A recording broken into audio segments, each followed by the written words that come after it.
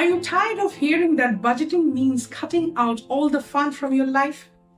Today, we are debunking the myths around zero-based budgeting and how you can still have fun money while being financially responsible.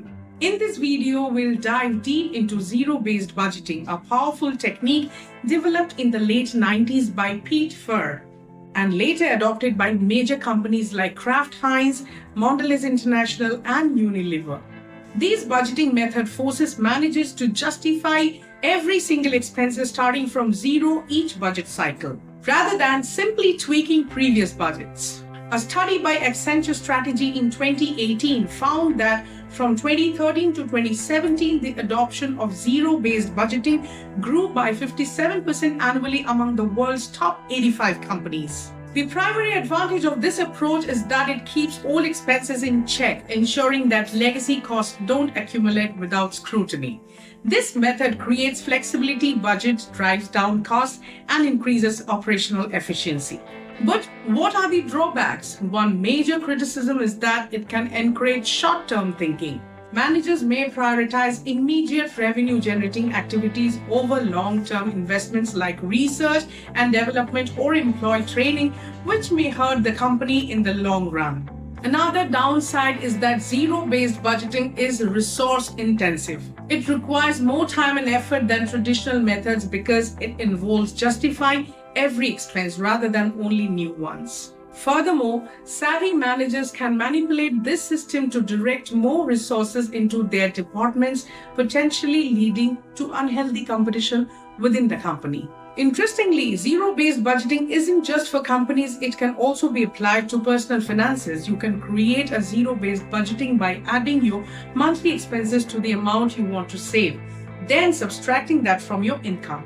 If the result is zero or close to it, congratulations, you have built a zero-based budget. If not, it's time to adjust your spending. This method helps ensure that every dollar is accounted for, giving you full control over your financial future. One company that implemented zero-based budgeting saw an 11% reduction in operating costs within 4 months, with 40% of those savings reinvested into new teams and sales staff. By properly implementing zero-based budgeting, companies can reduce SG&A costs by 10 to 25% in as little as 6 months. Despite its challenges, zero-based budgeting is not about cutting costs to the bone.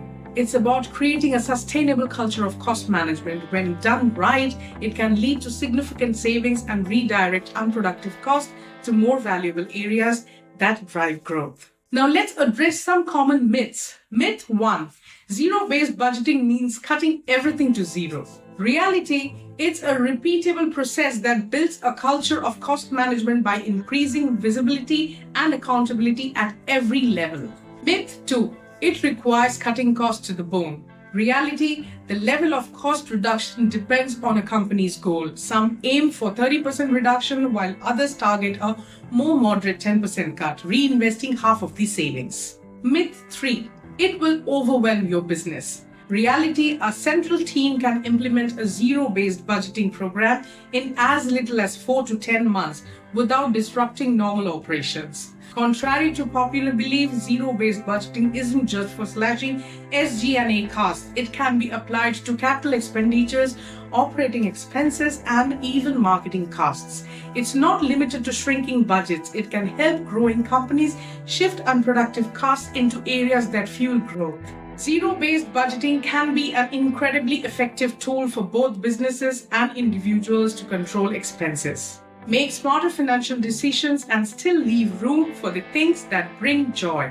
Whether you're managing a Fortune 500 company or your personal finances, zero-based budgeting can help you take charge of your money without eliminating fun from your life. Thank you for watching, and don't forget to subscribe for more insightful content on smart financial strategies.